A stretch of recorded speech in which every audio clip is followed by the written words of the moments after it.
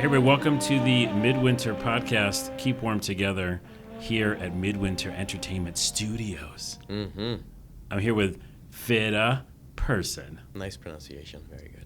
I mean, I didn't even try, so Tried a little bit. okay, I did a little bit. What would you say your role is here? Well, I am the engineering lead on the team. That's how I would describe it. I Engineering run lead. around and make sure that people do what they're supposed to do, and then I code as much as I can in between.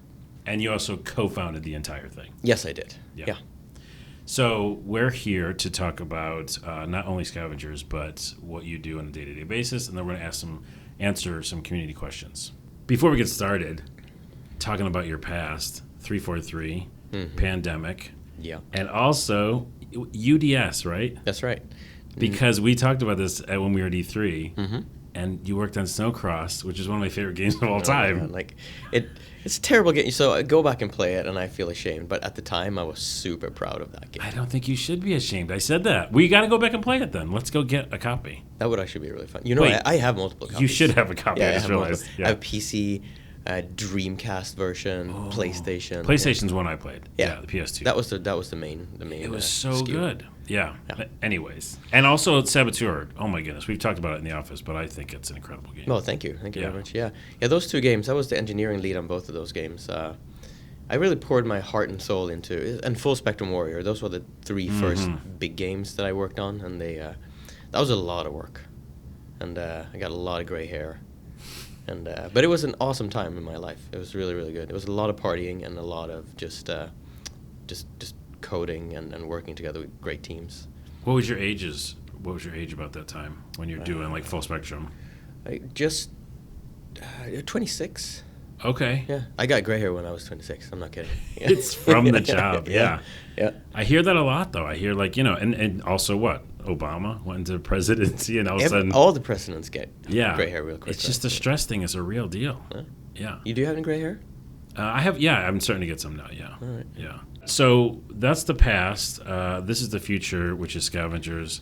What would you say your day-to-day is like? Like, I watch it, and I can see you running around and doing a million things.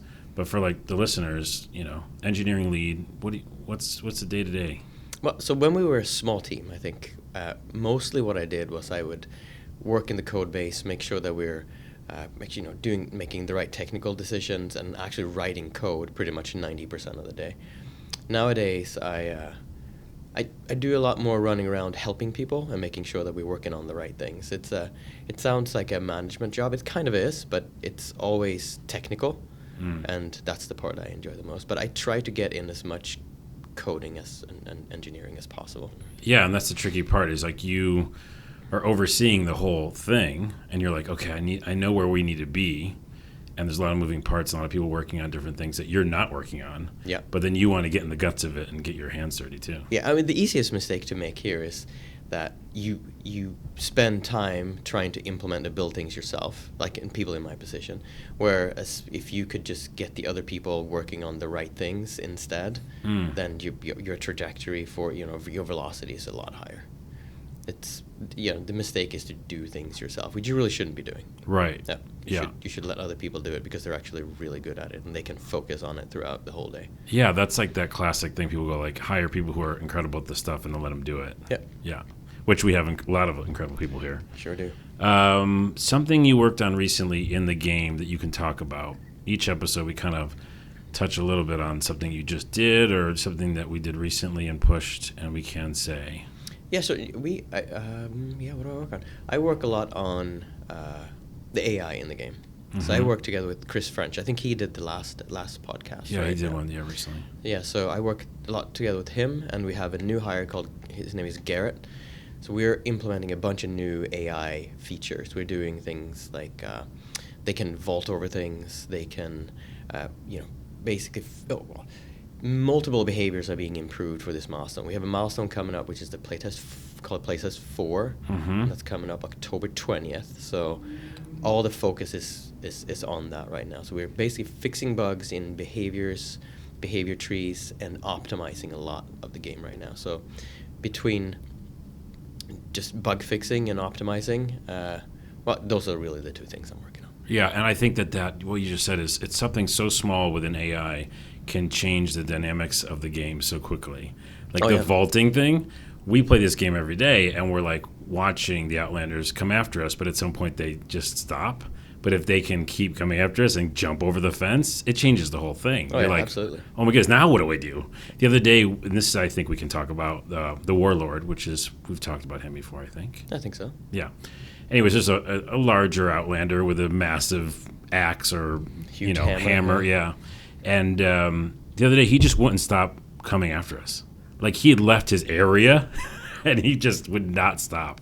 And we're like, we really need to get away right now, and we don't even want to deal with you anymore. We thought we'd just turn around, but he didn't turn around. So eventually he'll walk outside his. I think he was. maybe we it did might be a something bug. wrong. No, It might be a bug. the Okay, yeah. yeah. He was out. No, he was outside. Because he's supposed to reach basically his outer limit at some point and go like, you know what, I'm not really comfortable out here, and then he's Right, gonna head back home. Yeah. There's bears out here. I don't know if I should be out here. Yeah, they all do that. By the way, he could probably take on a couple bears by himself. Easily. Yeah. Yeah.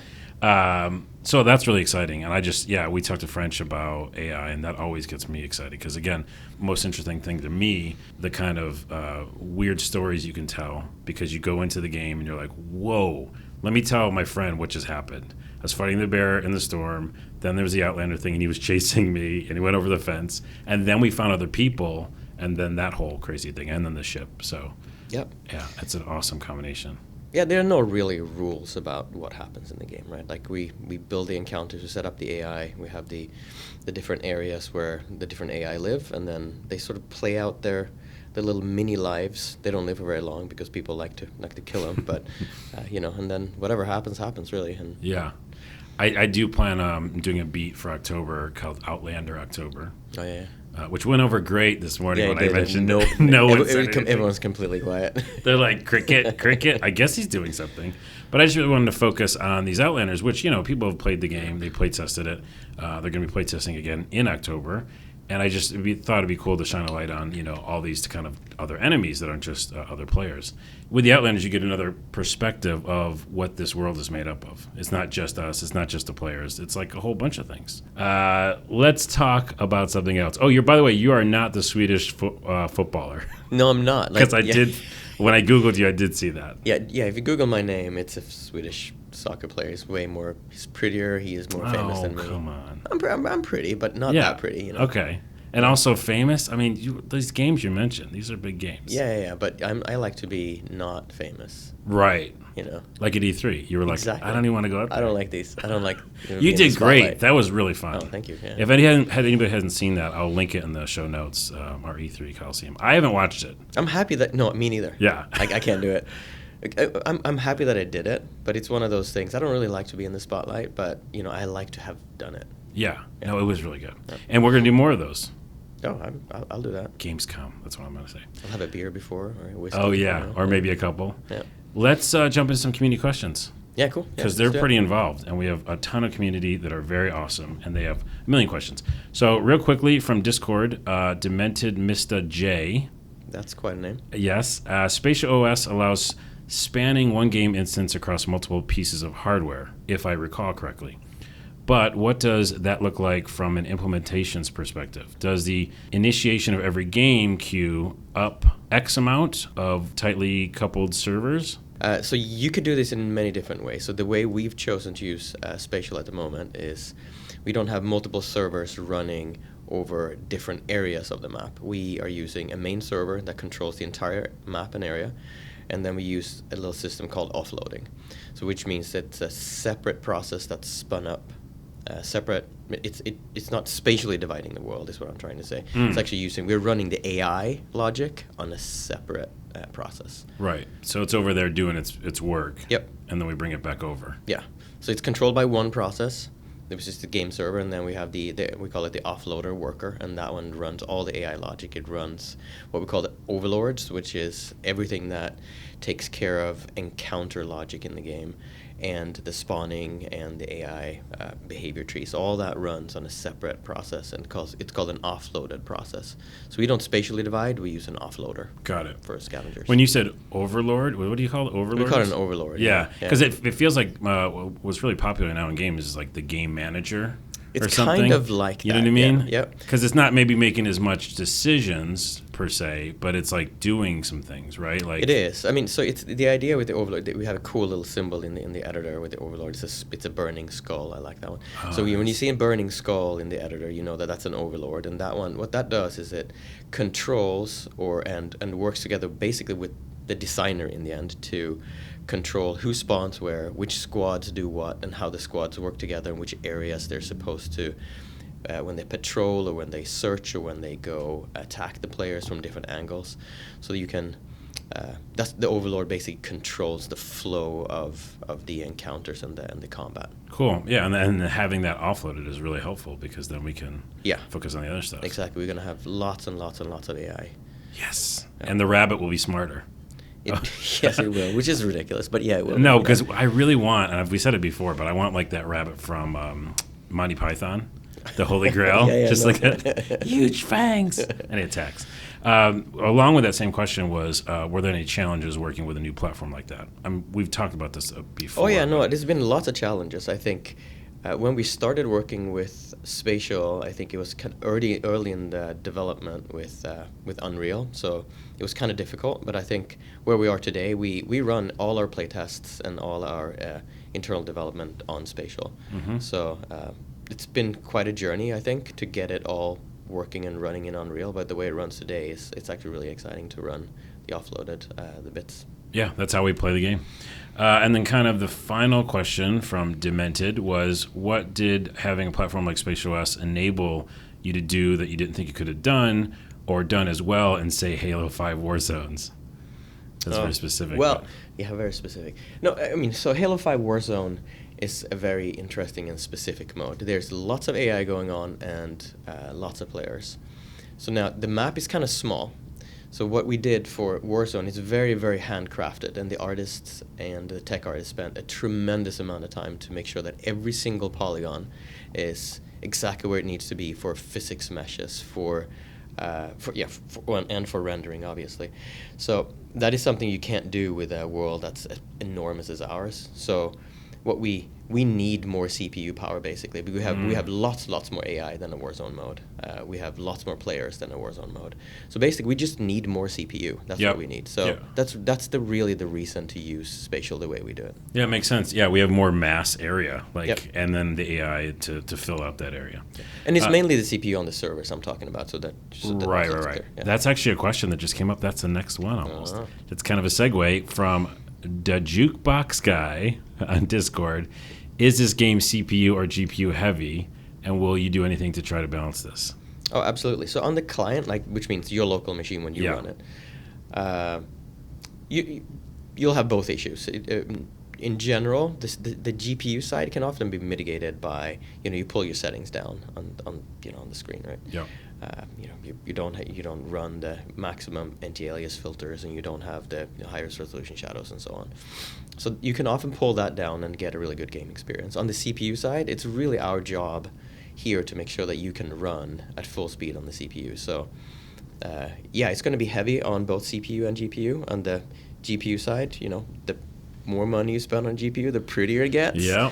But on the CPU side, that's up to us to make sure that it's going to run at a good 60 plus on good machines, and and low end machines when we're running at 30. Yeah, and that's what we're working really hard on right now, especially with playtest. Yes, get more and more people into the thing. And I think we can say this now, and it's probably in the newsletter, but we're definitely aiming for a 1050. Kind of min spec. Yes, for this round, for this playtest, specific playtest, and the idea is to keep going. As we optimize, we present lower and lower and lower specs as we go. Yep. And then everybody in the world will play Scavengers at some point. Yeah. On the Dreamcast. On the Dreamcast. No, not with the what's it called? The little device, the attached. You mean the phone? No.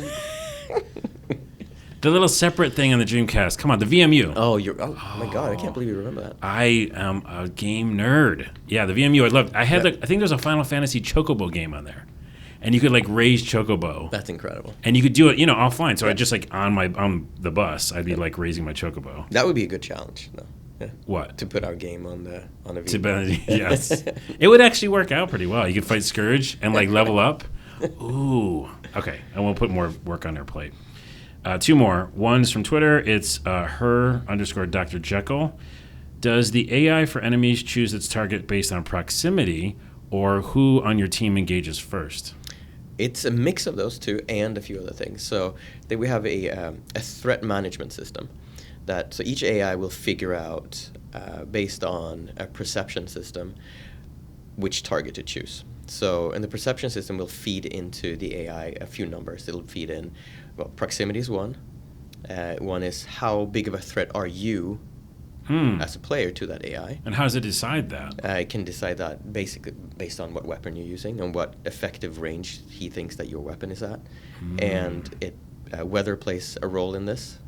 And also, we actually have a system that you can actually hide in bushes and in grass. So if you would kneel in bushes or in grass, you could the chance that they will see you is actually less. It's decreased, yeah. So that actually goes into the perception system, not so much part of the threat. But so it's a mix of all those things. It's a mix of your threat level, how close you are, and weather. I don't know if we can talk about this, but is there something similar that you worked on with the Saboteur like that? With the kind of like detection systems where they... Yeah. It seems like a crazy thing to build.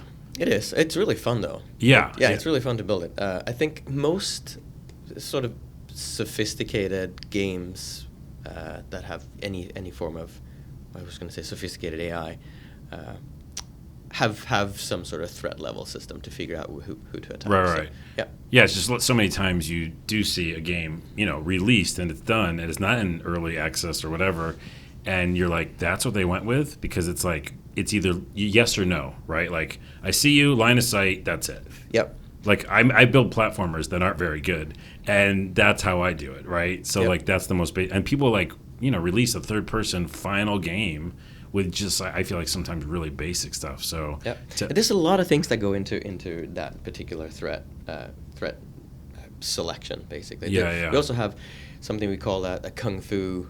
The idea came from an old Halo idea that we have implemented a completely different way. But the idea is that you can have 10 enemies attacking one player at any given time, and all of them won't shoot and fire. They actually pick who is going to attack, and they take turns to attack, so it's more fair for the player. Oh, interesting. So, I don't know if I've been in that situation yet. Maybe. I think it's actually active all the time, and it has different radius on how many enemies around you will engage with you at a different. Oh, that makes distances. sense, because then you don't just get swarmed. Exactly. Like a la Pac-Man or something, where they're just like going directly at the enemy. Yeah. Yeah, I guess it does happen, because I go out and I'm as Jay, which is, melee, and I'm like, I'm not like just getting overrun. Yep. I'm having my chance to, Interesting. One more question, and it is from Subteram on Twitter. I remember a talk in the past mentioned being able to see a mountain or other landmarks from any area on the map. Will players and AI also be rendered in any distance? No, they don't get rendered at any distance. That map is too big to be able to do that for a client. Yeah. So that's one of the optimizations you do on a client. On the server, all the entities exist at all times, and they perform all their duties on the server. On the clients, basically you have an area that the client decides, this is the area I'm in, and this is what the server allows me to see. Right. And you will not be able to see a player at any distance, because it's It'd be crazy. Too much for the client to basically take care of.